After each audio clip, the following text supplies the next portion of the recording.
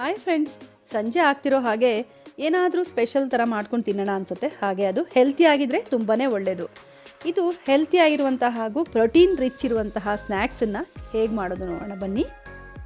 ನಾನಿಲ್ಲಿ 1 ಕಪ್ಪಷ್ಟು ಹೆಸರು ಕಾಳನ್ನು ಮೊಳಕೆ ಬರೆಸಿ ತೊಗೊಂಡಿದ್ದೀನಿ. ಹಾಗೆ ಸ್ವಲ್ಪ ಕಾಬೂಲ್ ಕಡಲೆನೂ ಮೊಳಕೆ ಬರೆಸಿದ್ದೀನಿ. ಹಾಗೆ ಸ್ವಲ್ಪ ಕಾರ್ನು ಮತ್ತು ಒಂದು 4 ಹಸಿಮೆಣಸನ್ನು ಹಾಕಿ ಚೆನ್ನಾಗಿ ಅದನ್ನು ಈ ಥರ ಪೇಸ್ಟ್ ಮಾಡ್ಕೊತಾ ಇದ್ದೀನಿ. ಅದಕ್ಕೆ ನಾನು 1 ಕಪ್ಪಷ್ಟು ಕಡಲೆ ಹಿಟ್ಟು, 2 ಸ್ಪೂನಷ್ಟು ಅಕ್ಕಿ ಹಿಟ್ಟು, ಹಾಗೆ ಸ್ವಲ್ಪ ರುಚಿಯಷ್ಟು ಉಪ್ಪು ಮತ್ತು 1 ಕಪ್ಪಷ್ಟು ಸಣ್ಣದಾಗಿ ಹೆಚ್ಕೊಂಡಿರೋ ಈರುಳ್ಳಿ ಹಾಗೂ ಕೊತ್ತಂಬರಿ ಸೊಪ್ಪು ಮತ್ತು ಸ್ವಲ್ಪ ಪನ್ನೀರನ್ನು ಕ್ರಷ್ ಮಾಡಿ ಹಾಕೋತಾ ಇದ್ದೀನಿ.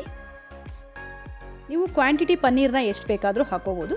ಚೆನ್ನಾಗಿ ಅದನ್ನು ಕೈಯಲ್ಲಿ ಈ ಥರ ಕಲಿಸ್ಕೊಳ್ಳಿ. ಇದಕ್ಕೆ ನೀರು ಸೇರಿಸೋ ಅವಶ್ಯಕತೆ ಬರೋಲ್ಲ.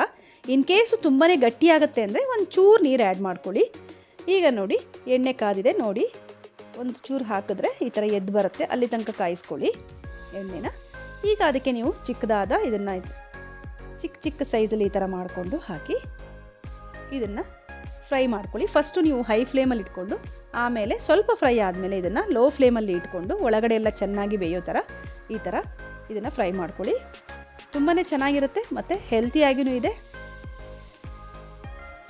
ಇದು ತುಂಬ ಟೇಸ್ಟಿಯಾಗಿರುತ್ತೆ ಮತ್ತು ತುಂಬ ತಿನ್ನಲಿಕ್ಕೆ ಒಳ್ಳೆ ಗರಿಯಾಗಿ ಕ್ರಿಸ್ಪಿಯಾಗಿ ತುಂಬ ಚೆನ್ನಾಗಿ ಬರುತ್ತೆ. ಇದನ್ನು ನೀವು ಶೋರ್ ಟ್ರೈ ಮಾಡಲೇಬೇಕು. ಎಲ್ಲರಿಗೂ ಖಂಡಿತ ಇಷ್ಟ ಆಗುತ್ತೆ. ಅದು ನೀವು ಈ ಥರ ತಿಂತಾ ಇದ್ದಾಗ ಒಳಗಡೆ ಪನ್ನೀರು ಇದೆಲ್ಲ ಸಿಗುತ್ತಲ್ಲ, ತುಂಬ ಟೇಸ್ಟಿ ಅನಿಸುತ್ತೆ. ಫ್ರೆಂಡ್ಸ್, ಇದನ್ನು ನೀವು ಮನೇಲಿ ಖಂಡಿತ ಟ್ರೈ ಮಾಡಿ ನೋಡಿ. ಇವಾಗ ಚೆಕ್ ಮಾಡಿದ್ರೆ ಅದು ಕ್ರಿಸ್ಪಿನೆಸ್ ಹಾಗೇ ಇರುತ್ತೆ, ಒಂದು ಚೂರು ಮೆತ್ತಗೂ ಕೂಡ ಇರಲ್ಲ. ಮಕ್ಳಿಗೆ ತುಂಬಾ ಮೇಯ್ನಾಗಿ ಇಷ್ಟ ಆಗುತ್ತೆ. ಇದನ್ನು ನೀವು ಲಂಚ್ ಬಾಕ್ಸಿಗೆ, ಶಾರ್ಟ್ ಬ್ರೇಕ್ಗಳಿಗೆ ಹಾಕಿ ಕಳಿಸ್ಬೋದು. ತುಂಬ ಚೆನ್ನಾಗಿರುತ್ತೆ. ಫ್ರೆಂಡ್ಸ್, ಈ ಹೊಸ ರೆಸಿಪಿ ನಿಮಗೆ ಇಷ್ಟ ಆಗಿದೆ ಅನ್ಕೋತೀನಿ. ಮನೇಲಿ ಇದನ್ನು ಟ್ರೈ ಮಾಡಿ ನೋಡಿ. ಹಾಗೆ ನನ್ನ ಈ ವಿಡಿಯೋ ನಿಮಗೆ ಇಷ್ಟ ಆಗಿದ್ದರೆ ನನ್ನ ವಿಡಿಯೋನ ಲೈಕ್ ಮಾಡಿ ಹಾಗೂ ನಿಮ್ಮ ಫ್ರೆಂಡ್ಸ್ಗಳಿಗೂ ಶೇರ್ ಮಾಡಿ. ನನ್ನ ಚಾನಲ್ನ ಸಬ್ಸ್ಕ್ರೈಬ್ ಮಾಡ್ಕೊಂಡಿಲ್ಲ ಅಂದರೆ ನನ್ನ ಚಾನಲ್ನ ಸಬ್ಸ್ಕ್ರೈಬ್ ಮಾಡ್ಕೊಳ್ಳಿ. ಇಂತಹದ್ದೇ ಸಿಂಪಲ್ ರೆಸಿಪಿಯಿಂದ ಮತ್ತೆ ಬರ್ತಾ ಇರ್ತೀನಿ. Thanks for watching.